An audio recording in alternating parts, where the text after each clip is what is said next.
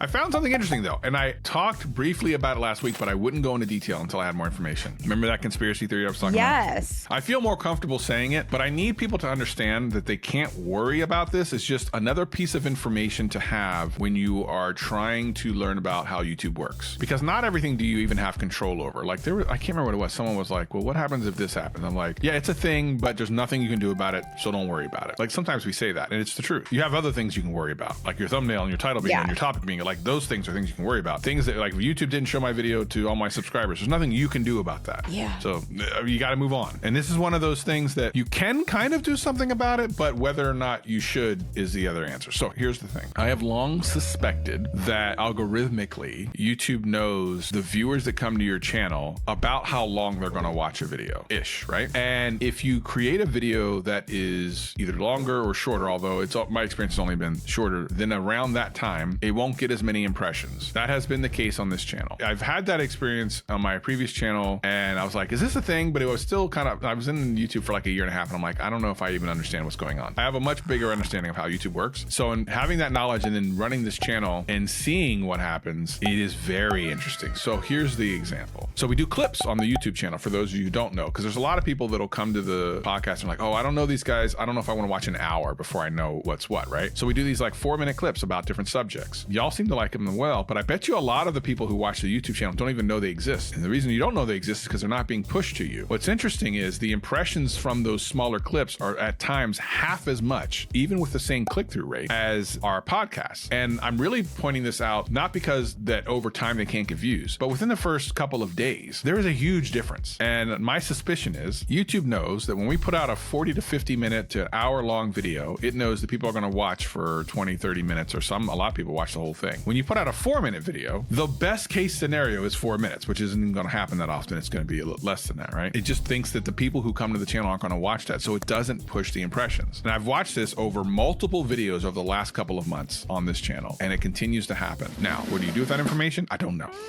The end. Thank you. Thank you for sharing, Travis. What do you think about that? Have you ever noticed that? Like, have you ever had longer videos on your channel and then put out a short one and it didn't get very many impressions, or vice versa? I mean, I can relate it. It's hard to relate it because I could say in terms of shorts, I think that if you have shorter long form content and shorts, those potentially work better together. Sure. But if you're producing very long content and shorts, I don't see those meshing super, super well.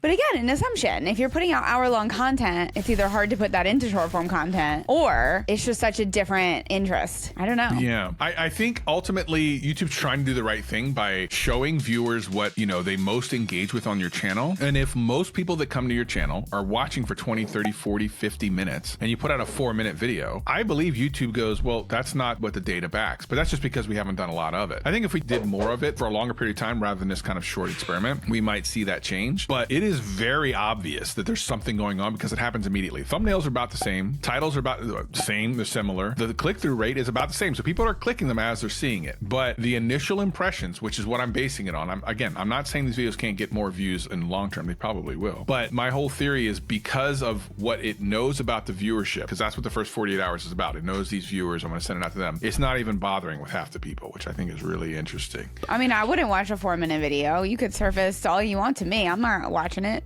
Well, that's the funny thing, because it's usually the opposite. Usually, like, I won't watch the short thing because I don't want to watch the long thing. But Jen just recently had this thing happen where you're like, I don't know if people want to watch me for 40 minutes. Oh, I took a poll on my personal channel. I love, one of my channels is experimental for work, and we like to just do some shenanigans. Yeah, and I took a poll because we have been having this conversation about longer content just getting longer. So I had a poll that was 30-minute video, 45-minute video, 1 hour plus video. You bet your butt everybody voted over an hour. And I mean, there's, this is also a community vote. You don't have that outreach to people that haven't been there. But even still, it's crazy to see that. We're talking about YouTube 10 years ago, 5 minutes was a long video. And now we're producing hour-long content because people are streaming this in the background while they're cleaning their house and stuff. It's like turning into a new background noise. Nobody's watching The Office on repeat anymore. I mean, I am. But by the way, we actually, on the main channel, talked about this. The Netflix is Dead video, which is really excellent. You should watch that. Kind of talks about this. And it's like, you know, you just watch longer. Now, you did this, right? You did like a longer video. Did you say it performed really good or something? I don't remember. It did. And I had people in the comments actually saying, like, I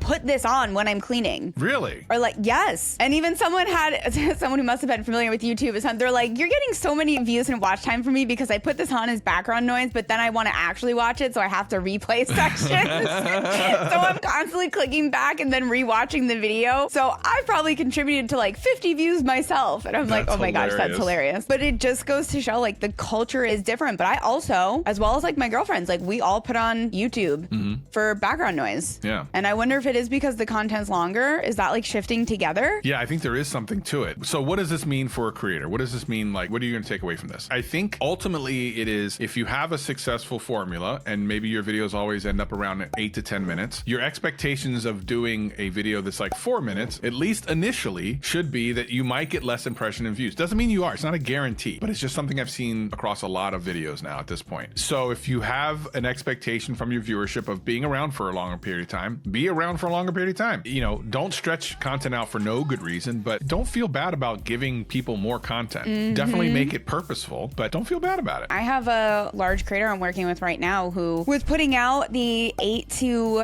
12, never breaking 15-minute long content. And I said, we need to push these longer. This is not good enough anymore. This is not what people are leaning towards. Checked all the retention graphs, pushed videos to, I want to say 29-minute mark, right around 30 for some of them, but well over 15 million views the first week in content. Wow.